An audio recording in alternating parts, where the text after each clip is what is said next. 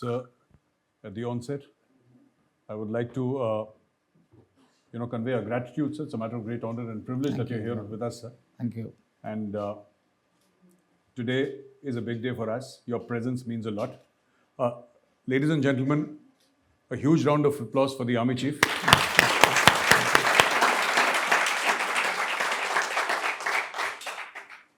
When we were playing this video, a lot of people said that, can we have the video? So yes, I'll WhatsApp it to you. Yeah, it's an excellent video. I have a list of questions that I'm going to ask the Chief, and we'll get the conversation going. The intent is to talk about Atmanirbhar Bharat, arming the army. So obviously, here the intent is that every nation must have its own indigenous research and development, its own indigenous manufacturing to be called a superpower. Every superpower has that.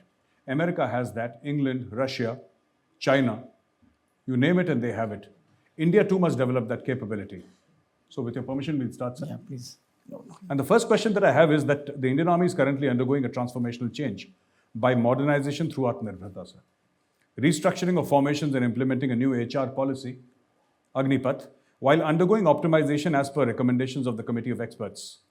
With Indian Army deployed along two active borders, how is force undertaking this transformation management without compromising its operational preparedness? Right. Thank you, Gaurav, for this question. And like you rightly mentioned, we are undertaking a number of transformational initiatives, essentially to make the army more modern, future-ready force to be able to meet contemporary and future challenges in the battlefield.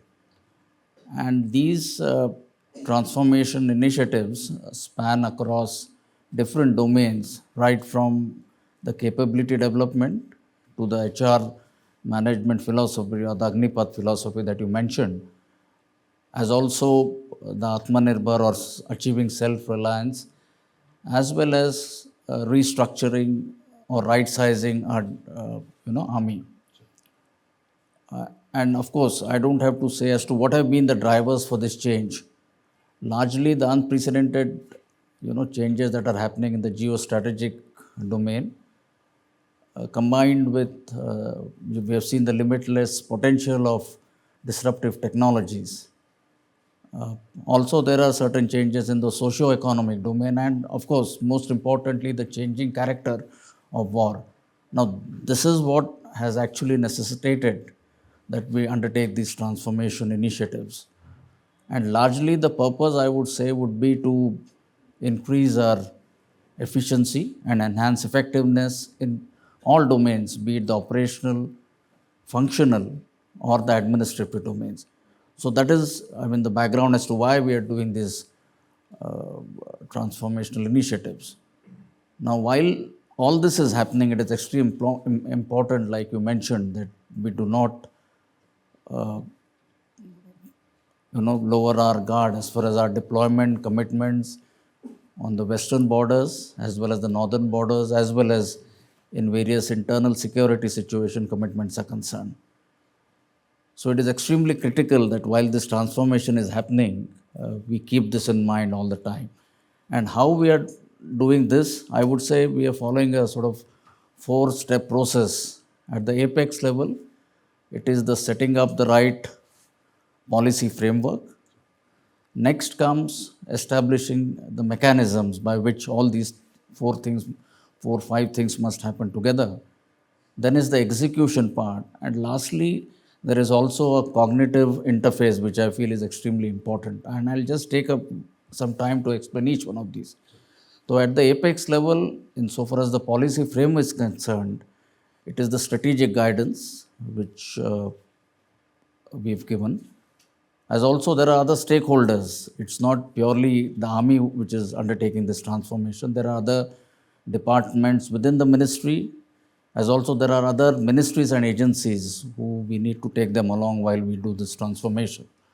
So that is one.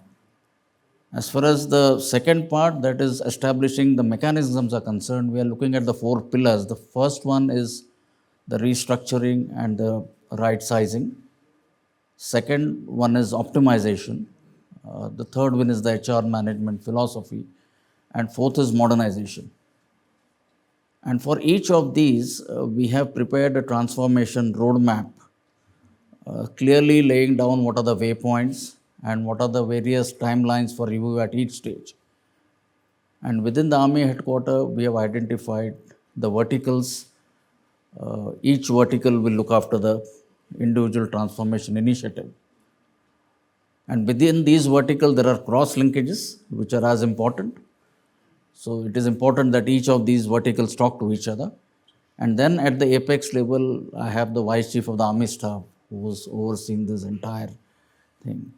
So this is the kind of mechanism we are having. I mentioned at the executional level, I believe the role of the junior leaders, the field force, our formation commanders, battalion commanders, is going to be extremely important in all of these four. I also mentioned about the cognitive interface, and this is being led by our Army Training Command, because I believe change management is an extremely important part. And they have come up with a change management philosophy wherein we have explained to right from our senior leadership right up to the lowest rung of leadership as to how we need to bring about this attitudinal change, how we need to change the approach, how we need to look at things differently for this whole thing to be put together. So that in a sense is how we are approaching this. And while all this is happening, it is extremely important the way you pointed out that our operational preparedness levels along the border are in no way diluted. So in terms of, shall we say, the troops that are deployed there, the strength that we need to have in units, the equipment, the sustenance, the ammunition, etc. I wish to assure you that that has all been taken care of through this mechanism that I just described. And it is not as if this transformation is happening over the next, within a finite time. It's an incremental process. It will take time. But yes, we have the end state. We know where we are reaching. And we have a very, like I was trying to explain, a firm plan to achieve those objectives of the end state. So, what does the army feel about Atmanirbhar Bharat? What is the feeling, what is the sensing within the army about Atmanirbhar Bharat, and what are the indigenously manufactured weapons and equipment that you see the Indian Army inducting over a period of the next few years, sir? So let me start by taking you back to the pandemic days.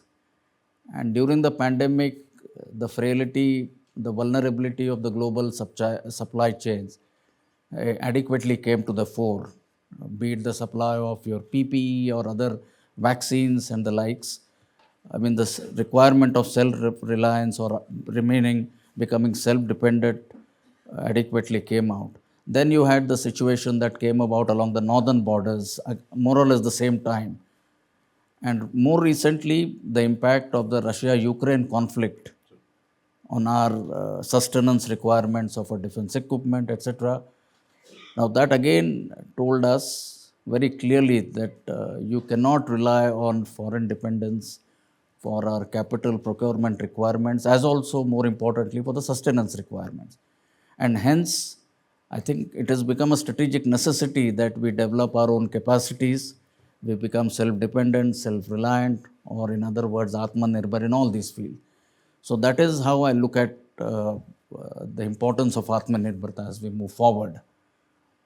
As far as the other aspect, how we are looking at it, I think there are a number of advantages. And if I were to list out some of them, I think first and foremost is in terms of our industry being able to meet our peculiar requirements of weapon systems, etc., to meet our operational conditions, terrain conditions, and the likes.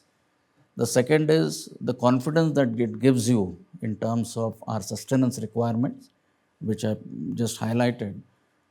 And whenever you require, you can ramp up the supply requirements, you can ramp up the production or manufacturing ability. Third, I think it's a good opportunity. You have a very vibrant startup ecosystem. We have bright, brilliant young minds, technologically very good. So this is a good opportunity for them to step up and contribute to the defense sector. Fourth, I think it is also a matter of great pride and ownership. After all, if you have a soldier who's utilizing or sort of he's armed with a equipment or a weapon system which is indigenously manufactured. So there is that fourth aspect of it. I visited some of these industries, big and small, and I think the kind of manufacturing facilities they have, kind of research processes that they are undertaking, it gives me great confidence. And they have been able to deliver. Most of them have stepped up to meet our requirements. So I think in terms of Atmanirbharta, as far as Army goes, I think we are fully convinced and we are doing our part, we are playing our role proactive in doing it. Your second part as to what are the equipment that you're looking at, if I were to briefly tell you, when you look at an infantry soldier, of course, we're looking at a future infantry soldier system as to what kind of protection, how can he have better situational awareness, a better personal weapon, how can he communicate better. So this as far as the infantry goes, and other long range of small arms weapons. As far as the artillery goes, it is different types of our 155 millimeter caliber guns, which we have accepted to be the basic or finally the caliber of the weapon that we will choose. Then there are aspects of long range rocket systems, better munitions, more precision guided weapons, and likewise. In the realm of mechanized forces, we are looking at a future infantry combat vehicle, a future ready armored vehicle, and the likes, see-through armament, and number of those things. For aviation, we are looking at drones, counter drones systems, as well as the light combat helicopter, light utility helicopters, and in communication, the software-defined radios, and likewise. So these are specific areas that we're looking at as far as Atmanirbharta goes. So you mentioned a startup ecosystem. So you spoke about it and you said that you visited a lot of these places and it gives you a lot of confidence that these youngsters are doing such a fine job. Now, my question to you, sir, what is the Indian Army doing? Is the Indian Army helping private manufacturers? Is it funding private manufacturers? Is it helping with the research and development? Is it leading the way in sorts? Because there has to be acceptability from within the army that yes, we are part of this ecosystem. And we are not just consumers, we are part of this entire ecosystem, sir. But what do you feel about that? You know, about 7-8 years back, we started this process of indigenization, initially by transfer of technology, and which complemented the Make in India initiative. And that is how the technology came in. But we realized that after all, if you are going to rely on technology which is coming from outside, nations are not going to share with you the niche technology. So you will always remain, as we say, a bound behind in terms of leveraging technology. And hence, I think the importance of developing on our R&D and developing technologies indigenously. Also, I must tell you, in terms of the niche technologies, their research, design and development, and the manufacturing ecosystem, I feel there are 4 essential pillars that we need to look at.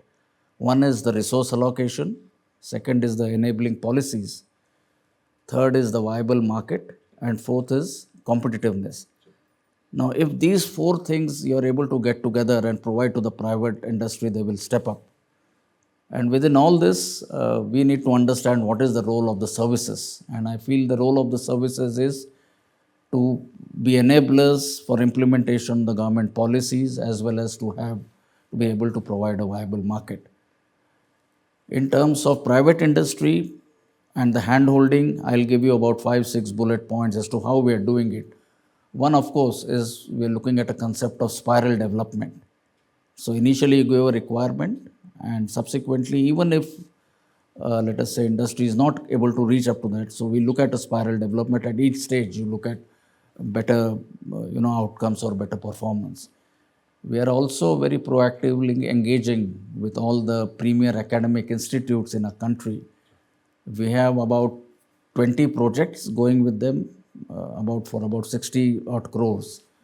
We have an Indian Army cell currently, which we have set it up in the IIT Delhi.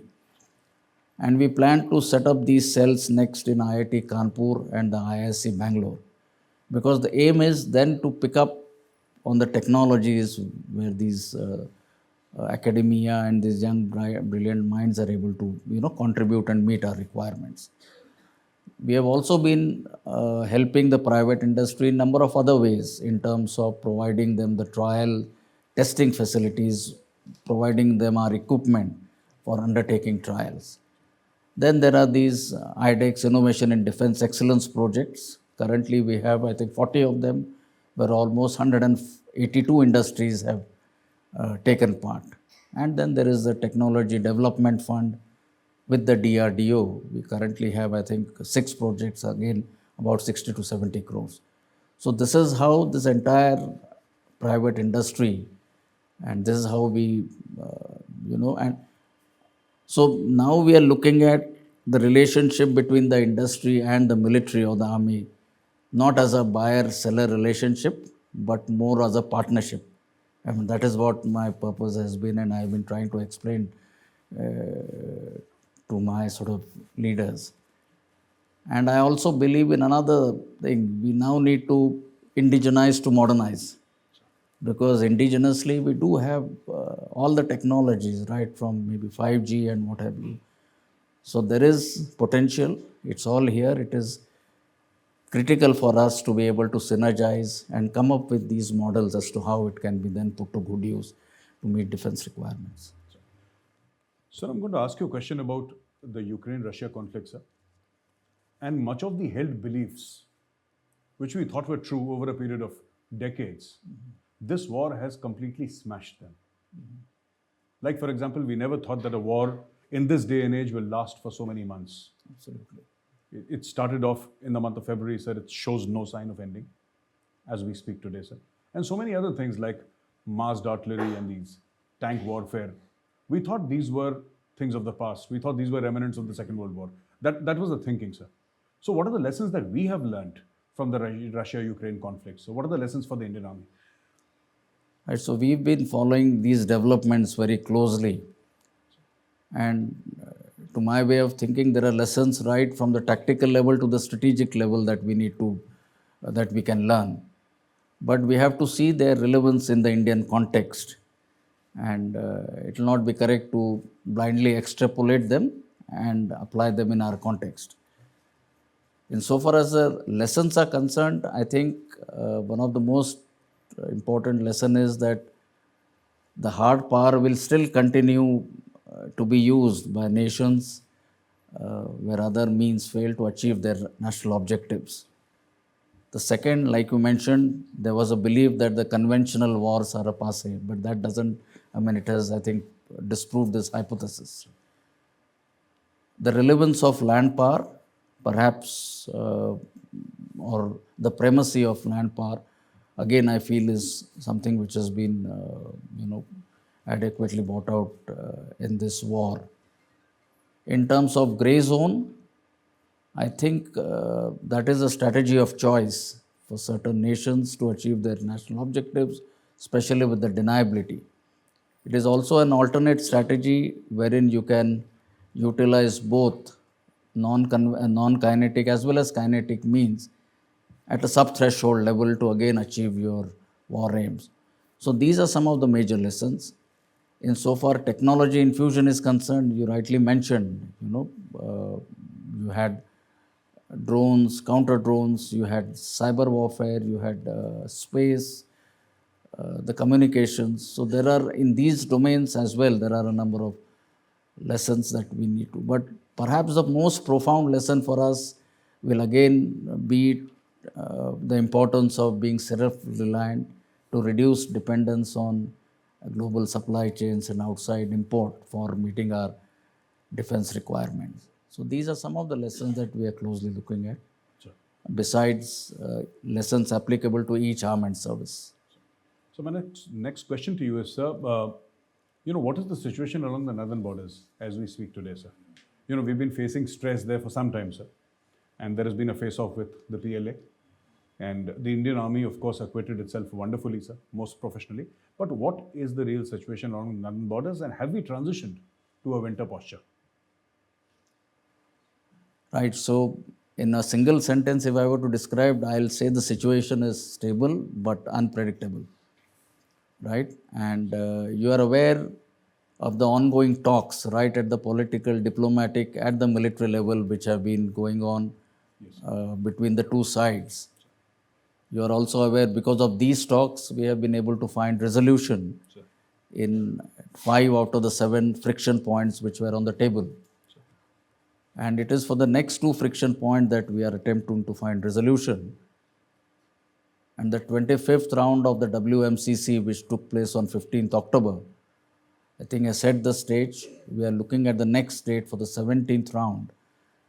And that is where I believe, through talks, through negotiation, to dialogue, we hope to find resolution in these 2 areas. Now, as far as the PLA strength, the force levels are concerned, there has been no significant reduction. While there were certain formations, some of their brigades which had come for the purposes of collective training, with the onset of winters, there are indications of their going back. But on the LAC itself, there is no reduction of strength. In terms of infrastructure development, I think that is going on unabated. You have infrastructure in terms of road infrastructure, helipads, the airfield, including the roads right up to the passes. One of the notable developments has been the G695, and you would have read about it, a road or a highway which is running parallel to the LAC, which will give him the ability to not only move forces forward but also switch forces from one sector to another. So that is as far as the infrastructure goes. Insofar our preparations are concerned, our transition to the winter posture is currently underway, but we've also made sure that we have adequate forces, adequate reserves to be able to deal with this contingency. But in a larger context, I think we need to very carefully calibrate our actions on the LAC to be able to safeguard both our interests and sensitivities, yet be prepared to deal with all types of contingencies. So that is how I think the current situation on the LAC I would describe. Sir, after this entire Ukraine-Russia conflict, so there has been a lot of talk about kamikaze drones and new technologies, disruptive technologies, sir. And the use of technology. This war has thrown up so many possibilities. We always had drones, sir. And Indian Army has had drones for a very long time. But a new kind of drone, which to me at least it was new, sir, is kind of kamikaze drones hitting tanks and hitting armored vehicles and personal carrier from up above, and so many other things happen. So how's the Indian Army embracing these new technologies, these new disruptive technologies? Because they're moving at a very, very rapid rate. So what is our plan? How are we doing it, sir? No, you're absolutely right. So leveraging niche technologies or new technologies has been an essential component or a pillar of our capability development or modernization plans. And we must make sure that whatever these technologies are available, some of them that you described and many more, we are able to, in good time, able to apply them, adopt them in our defense requirements. So that is something which is extremely critical. Now, as to what we are doing it, some of it I already covered. Our interaction with the academic institutes, premier academic institutes, our interaction, our engagement with the startups as to how we are doing it. I mentioned about the spiral development. But I'd like to give a few examples. So let us say in the field of artificial intelligence, we have been able to successfully use an AI software to fuse our intelligence input from various surveillance sources that you are aware of, that you have along the border. Sure. That we have been successfully able to do. We have also our project wherein we want to, for change detection, change recognition in satellite imageries is another area where I think we have made good headway. In terms of quantum key distribution, we've been able to achieve a single hop range of something like 119 kilometers, which I believe is again a good positive step, and this is in the actual operational conditions in the area of Eastern Ladakh. So in each of these, I think we are making good headway. And this is where specifically areas where interacting with the startups, the academic institutes, uh, likewise the software defined radios, right? So this is what our approach to this been.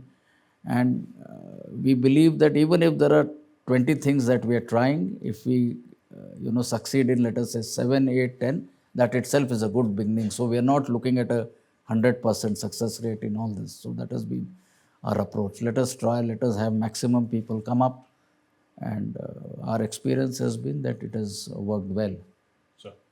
So my last question is, sir, that of late the Indian Army has tried to get its acquisition game right by fully utilizing the fast-track procedures and emergency enhanced powers granted to its senior officers. Now, can you give us some details of why and how it worked? Because we have heard about shortfall of ammunition. It came up in the parliament a few years back, sir. And shortfall of weapons. Plus, we have, sir, 2 nuclear-armed rivals with whom we have fought wars. So how is this entire acquisition game being played out by the Indian Army, and what is the Indian Army doing, sir?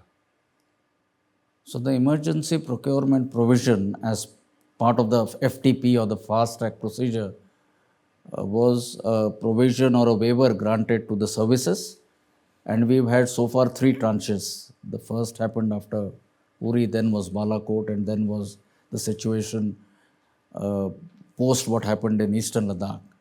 And the aim there was, or the purpose was, to meet the emergent operational requirements of forward troops deployed especially in eastern Ladakh or along the northern borders. That was the purpose of the last EP or the emergency procurement provision that was granted. And that enables the service headquarters to procure, or the vice chiefs, something to the tune of 300 crores for each of the contracts. And this is something which we have been able to successfully use. And the aim is to buy certain quantities initially, to try them in the field formation in forward areas. And based on the feedback, based on the success, that would form the basis of our major capital procurement cases. In the past, we've had about 68 EP cases, about 6,000 crores or thereabouts. And these have again spanned from various different domains, right? From surveillance, your drones, your jammers, your counter jammers, your mobility protected vehicles, and the likes. So this has worked out well.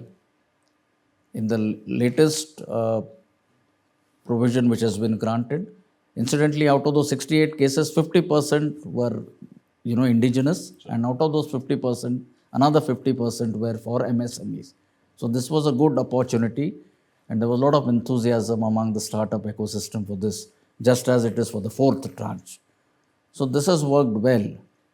This has also enabled us to try out, test new technologies, which can be developed or which can be fielded by prospective vendors in that limited period of 6 months. So this is the 2-pronged approach we are following. On one hand, technology which has already been tested and tried, where you don't have to go through extensive trials. Yet there are also certain cases where we want to try out new technologies. And because of this, I think there is a lot of interest, a lot of enthusiasm generated amongst our defense industry. And our aim is to capitalize on this and move forward. Thank you very much, sir. It was wonderful talking to you. And with your permission, sir, we'll take 2 questions from the audience. Right. So, yeah, please.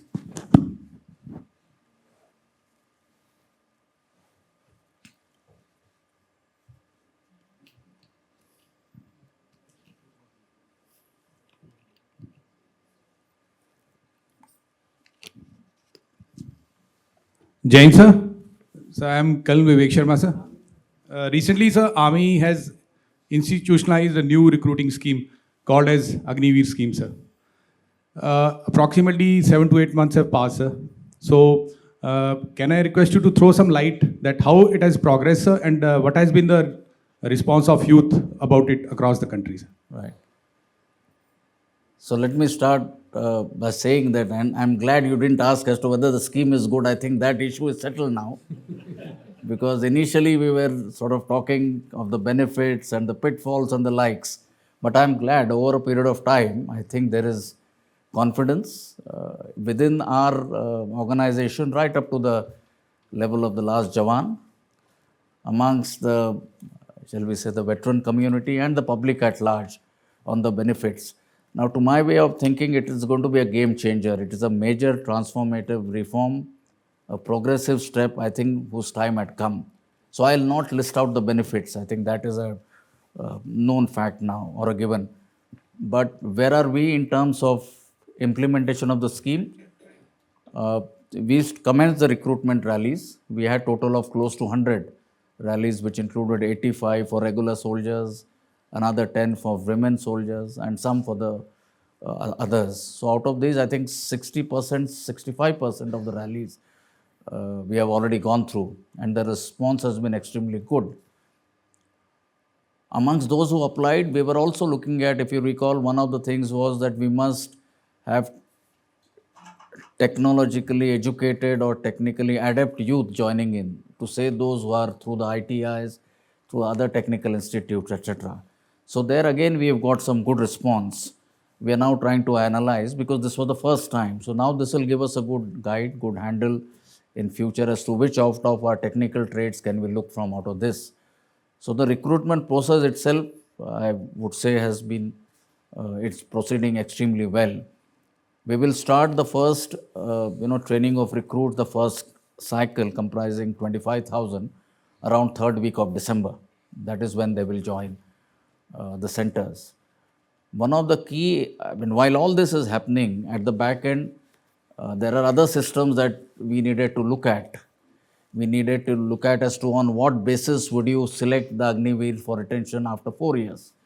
So we've come out with a robust, credible, transparent, fair, yet implementable selection process, and that has been approved by the concerned authorities. We are in the process of putting out in a automated centralized database, because these Agniveers, after their initial 31 weeks of training, are going to be posted in all units. So the system must cater for their correct assessment by different people. So we've got this in place. We've also got, there are other issues of how do you skill them, so that when they move out after 4 years, what kind of skill set they carry. So we are in touch with the MOSD, Skill Development and Entrepreneurship Ministry, and they have been very forthcoming. Likewise, with the Ministry of Education, in terms of what education qualification or enhancement will they achieve at the end of 4 years. So there has been good response on that front. I would say about 70% of the work is already over. Then there was this aspect of what after 4 years. Will there be government agencies, private sector, will they be able to absorb them? So that outreach is continuing. A lot of government ministries have announced reservations for the Agniveers, and so have the private industry associations such as SIDM and the likes. That is one.